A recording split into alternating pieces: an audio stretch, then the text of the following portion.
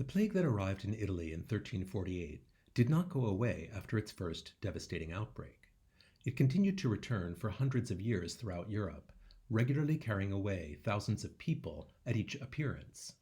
With the return of the plague to Florence in 1523, the painter Jacopo Pontormo escaped from the city in the company of his most famous student, Agnolo Bronzino, finding refuge at the Certosa, or Charterhouse, the Carthusian monastery located at Galluzzo, about 10 kilometers south of the city.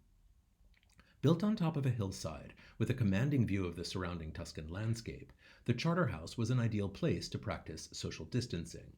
The monks themselves lived in individual cells, duplexes, each of which contained its own garden that the Carthusians were required to tend as part of their spiritual exercises.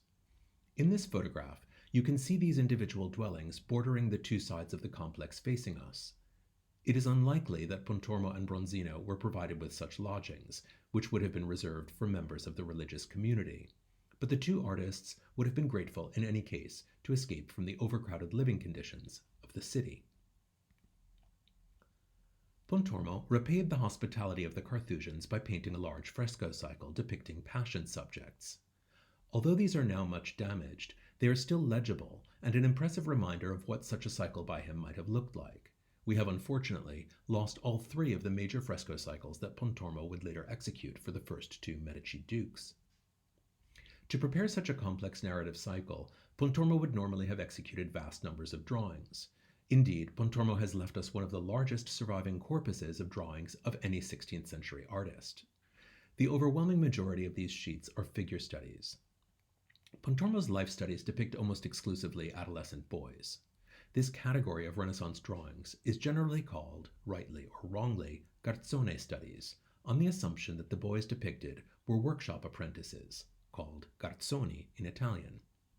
Certainly workshop apprentices, who generally lived with their master and depended on him for lodging, food, and training, had little opportunity to object if their master asked them to strip and pose as needed. Up at the Certosa, however, Pontormo lacked such human resources, having only himself, Bronzino, and the monks themselves as possible models. Like all of us in situations of lockdown or quarantine, he made use of what he had available to him, a copy of Albrecht Dürer's Small Passion Cycle. Vasari would later criticize Pontormo for being too reliant on Dürer throughout his career, although in reality he never relied so directly on Dürer's example subsequent to his work at the Certosa, a testament perhaps to this having been a practical solution to an immediate problem.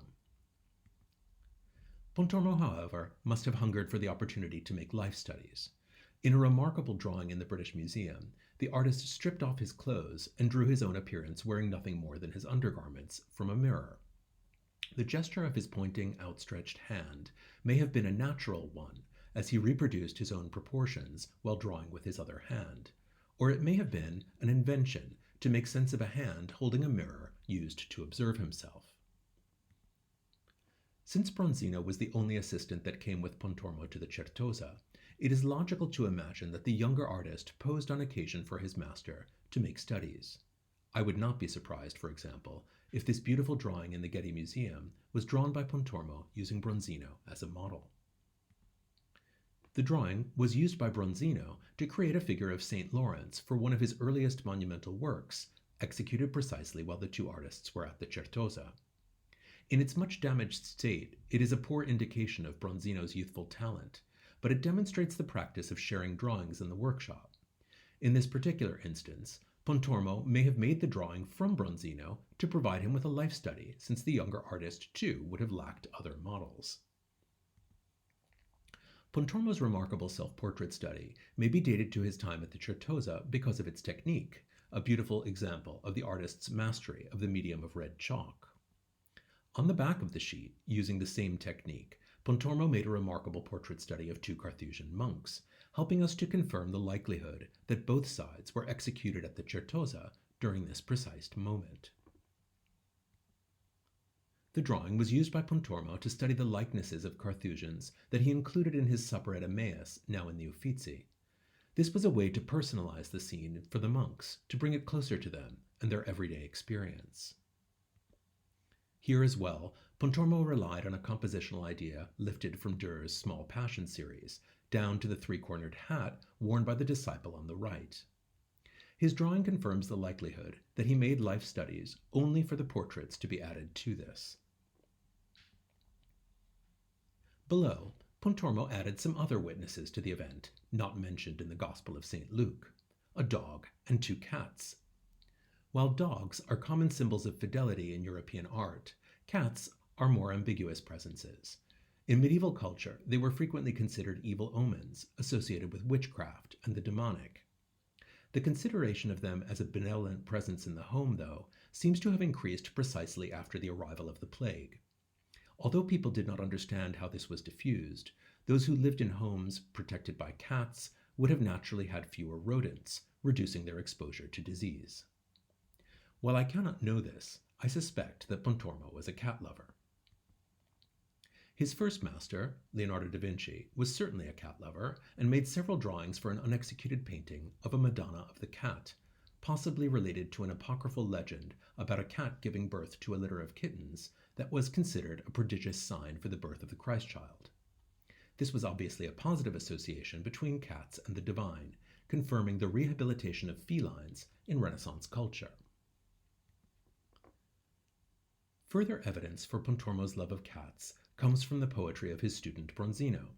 Bronzino dedicated one of his ironic burlesque poems, the Capitolo in lode del da poco, or the chapter in praise of mediocrity, to his cat, Corimbo.